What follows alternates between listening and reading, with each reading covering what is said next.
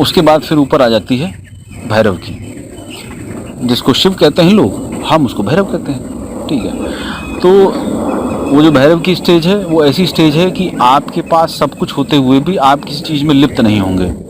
यानी कि आपके पास महल भी है सोने का, आपके पास लंकाधिपति भी है, आपके पास कुबेर भी है, सब आपके पास है, लेकिन आपको कुछ नहीं चाहिए। और आप जैसे शिव बैठे हैं शांति से कैलाश पे या शमशान में, एकदम वैसे बैठे होंगे, किसी चीज़ से कोई मोह नहीं रहेगा। घर परिवार भी है, ऐसा नहीं कि वो भी है वो भी चाहिए, ऐसा नहीं है तो भी, नहीं है तो भी, कोई मतलब नहीं, आग बन के चुपचाप अपना बैठे हुए हैं। तो क्या बह रहा है ऊपर से? गंगाधार बह रही है, फूट पड़ी है, तो वो काहे का है? वो सहस्त्रार है। ठीक है, वहाँ से चीज़ें ऊर्जा फूट रही है। दूसरा जो उनकी लंबे लंबे जटाएं हैं, तो यहाँ पे जो सहस्त्रार पे जब ऊर्जा फूटती है तो वो जटाएं होती हैं। जैसी ये जटाएं हैं, ये देखो पेड़ एकदम सर के ऊपर इसी तरीके से ऊपर उठ जाता है, बहुत लंबा, और उसके ऊपर से फूट रही होती है एनर्जी, बहुत भयानक। और वहाँ पे जैसे जटाएं होती हैं शिव की जटाएं, उसी प्रकार से जो है नाग रूप में दिखाई देंगे, सब ऊर्जा रूपी रहता है। और वैसा होने के बाद स्वयं साधक अपने आप को, स्वयं को भीतर से ही देख पाता है कि मैं ही शिव हो गया हूँ, जिसको मैं ढूंढ रहा था वो मेरे भीतर ही था, मैं ही था। तो हर जगह उसको फिर वही वही दिखता है, क्योंकि हर किसी में वही है, और जहाँ कोई नहीं है वहाँ पर भी वही है। तो जब वही सब कुछ है तो फिर मैं क्यों भटकूंगा? अब वो जो यात्रा भी समाप्त हो गई भटकने की। अब जो दैनिक उसका जो नेचुरल उसका व्यक्तित्व था, अब वो जीवन यापन वैसे ही करता है। तो ऐसा नहीं है कि सिर्फ कुंडलिनी ही सत्य है, उसके आगे भी बहुत यात्रा बची रह जाती है। तो उसके आगे फिर स्टेजेस खुलती हैं। फिर अंतिम जो सत्य है, उस प्रकाश को जो फूटता हुआ देखता है, वो इतना चकाचौंध करने वाला प्रकाश है कि उसमें उसका सब कुछ समाप्त हो जाता है। जैसे तुमको मैं धीरे धीरे धीरे धीरे सूरज की तरफ भेजूं, धीरे धीरे क्या होगा कि तुम्हें गर्मी बढ़ती है, गर्मी ऐसी स्टेज आएगी कि तुम्हारा सब उड़ जाएगा, पता ही नहीं चलेगा, हड्डी तक भी गायब हो जाएगी, खत्म हो जाएगी सब कुछ। और वही दर्शाया जाता है चिता पे कि तुम देख लो, तुम सोच के चले थे ना कि ये है, वो जला दिया, सब भस्म हो, कुछ भी बचा नहीं, तुम ढूंढ भी नहीं पाओगे कि कहाँ गया तुम्हारा अस्तित्व। तो वो जो चीज़ बता रहा हूँ उसको हिंदू मैथोलॉजी में, संस्कारों में ये बताया गया है कि देखो ये देख लो। क्यों? क्योंकि जब मरता है तो विश्वास करता ही नहीं है, तुम विश्वास करोगे ही नहीं कि तुम मर गए। ऐसे पागलों की तरह अपनी लाश के पास भागोगे, झपट्टा मारोगे, उस पर नहीं मारोगे तो आसपास कोई होगा उस पर झपट्टा मारोगे। तो जो हल्के हृदय, हल्की ऊर्जा वाले, जो सॉफ्ट, उस पर ऐसा असर आ जाता है, पितरों की आत्मा आना शुरू हो जाती हैं, कुछ कहना चाहती हैं, रुदन कर रही हैं, पागलों की तरह बदहवास घूम रही हैं। तो वो उसको ले जाके दिखाता है शमशान घाट पे, वो पिंड बना बना के डालता है, भोग देता है उसके लिए। फिर भी जिसकी वासना हमेशा से प्रबल रही है, जिसने कभी ध्यान नहीं करा, जिसने कभी गुरु शरण नहीं ली, कभी राम भजन नहीं करा, है ना, कभी शिव भजन नहीं करा, तो उसके भीतर वो ऐसा आभास भी नहीं होता है। इसीलिए आपको मैं बता दूं कि जब बौद्धों के साथ था मैं, तो उनके पास एक साधना होती है बारदो, सुना होगा आपने। बारदो एक क्रिया होती है। तो मरते समय क्या करते हैं, वो मर रहा होगा तो इनके जो संत आते हैं, इनके जो पुजारी होते हैं वो आते हैं, तो इनकी पुस्तकों में जो बुद्धा के प्रीचेस हैं वो बताते हैं मरने के बाद क्या होता है। जैसे हमारे यहाँ गरुड़ पुराण है, वैसे उनके यहाँ भी हैं। तो बारदो थोडल करके उनकी पुस्तक भी आप पढ़िएगा, पेंगुइन ने छापी हुई है, तो उसमें बहुत अच्छा बता रखा है। तो उसमें क्या होता है, उसको बताते हैं कि देखो तुमने क्या क्या किया। अब क्योंकि वो निष्क्रिय हो चुका है, वो कुछ करने के लिए रेडी है नहीं। अभी मैं तुमको बता दूं, तुम पापी हो, तुम अधर्मी हो, तुम तलवार लेके मेरे को रात में मार दोगे, ठीक है। मरते समय क्या होगा कि वो कुछ करने की स्थिति में नहीं, उसको सुनना पड़ेगा।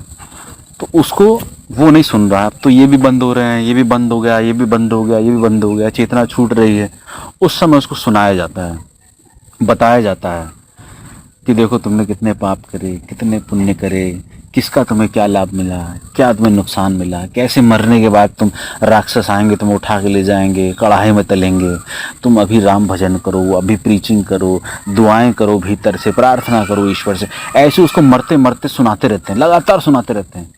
2 दिन मरेगा, 10 दिन मरेगा, 20 दिन मरेगा, लगातार उसके अंदर चोट मारते रहते हैं, ताकि कहीं ना कहीं किसी एक बुद्ध की ऊर्जा हमारी वाणी से सुन के हो सकता है कहीं कुछ परिवर्तन हो जाए, तो उसको उस क्रिया से गुजारते हैं मरते टाइम।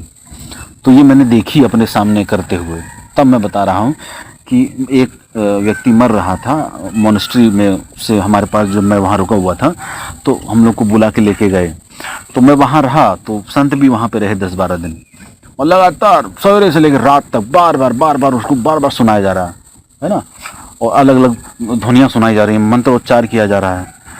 तो बीच बीच में जैसे वो निष्प्राण पड़ा हुआ है, आँख ऐसी हल्की सी खुली, बीच में हाँ ऐसे करके बोलता था। तो वो क्या हो रहा है, हाँ क्या हो रहा है, वो निकल रहा है उसका जो उसने संचित किया ना इतना। 2 दिन सुनने के बाद, 3 दिन सुनने के बाद उसको ऐसा होश आया कि मेरे अंदर ये क्या भरा हुआ था, लेकिन वो कुछ नहीं कर सकता।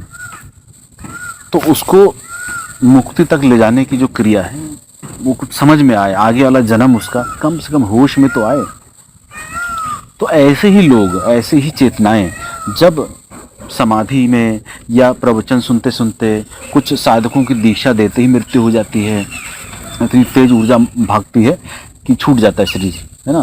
तो ऐसी कुछ चेतनाएं, साधनाएं वो जब अगले जन्म में लेती हैं किसी के यहाँ, किसी अच्छे व्यक्ति के यहाँ, कहीं भी ले सकती हैं, ठीक है, वो अपनी अपनी ऊर्जा के अनुसार लेती हैं। तो उसमें क्या होता है कि जब वो आता है तो वो खोया खोया सा रहता है, सामाजिक दृष्टिकोण से, डॉक्टरों की दृष्टिकोण से कि ये खोया खोया है, इसमें कुछ ना कुछ साइकोलॉजिकल प्रॉब्लम है। क्यों? क्योंकि मैच ही नहीं बना पा रहा है ना। आप उसे अरे ली ली ली ली ली अरे बच्चे बच्चे ये कर रहे हो, उसको क्या मतलब है उससे? ये सारे ड्रामे वो देख चुका है, पीछे उसका आभास है भीतर चेतना में। अब तो तुमने उसके तार कनेक्ट कर दिए बुद्धि से, लेकिन वो तारतम्यता बैठा ही नहीं पा रहा है। क्यों? क्योंकि उसका अपना अनुभव सत्य है ना, कि उसने देख लिया है, वो उसके लिए सच्चाई है। वो ये सब थोड़ा ना करेगा, मेरे को काटा था, अरे मैं तांत्रिक बनूंगा साले को, इस जन्म में ढूंढूंगा तांत्रिक बन के और काटूंगा साले को मंत्र जाप से। वो सब नहीं, वो सत्यता पता लग गई कि वो मूर्ख था और मैं भी मूर्ख था, भाग रहा था। कुलदीप है, कुलदीप ने पूर्व जन्म का वो करा है, दर्शन कराया था, तो इसने पूर्व जन्म में जाके देखा कि कुछ नीच क्रियाएं भी करी। तो ये कभी कभार कुछ एक ऐसे जन्म में उन लोगों को क्रिया से मारता भी था या कुछ दंड देता था, कुछ नीच कर्म भी करता था, षट कर्म जिसको बोलते हैं। तो अभी कुछ बताने के लिए आ रहा था, तो वो क्या है, वो उसने देख लिया। अभी इसको आभास नहीं था, लेकिन इसके अंदर था ना कि मैं बुरा नहीं करूंगा किसी का। और बहुत अच्छे साधकों में मेरा इसका नाम आता है, बहुत अच्छे साधक हैं ये, ठीक है, बहुत अच्छे साधकों में इसका नाम आता है। तो ये क्या है, अंदर क्या है इसके, ये ऐसा क्यों है, इसको लॉजिकली नहीं पता है क्यों है, लेकिन इसकी चेतना पे वो अनुभव है, बहुत दृढ़ अंकित है कि मैं ये कर चुका हूँ, मुझे ये सब नहीं करना है। इनके गुरुजी थे, इनके गुरुजी ने इनको बोला कि बेटा मैं मारना है ना, गुरुद्वारे में जाके जूते की सेवा करो। ये महीनों लगे रहे, पूछा ही नहीं, लगे रहे जूते साफ करने में, जूते संभालने में, कुछ नहीं करा, सिर्फ वही करते चले गए, साफ सफाई कर। वो करते करते ही इनका मैं मर गया। क्या थी, एक स्टेज थी ना, एक साधक की स्टेज थी, सीढ़ी थी, उसको वहां पे कदम करके आगे बढ़ना था। अब ये पूछता हूँ क्या करना है, कुछ नहीं, कुछ चाहिए नहीं।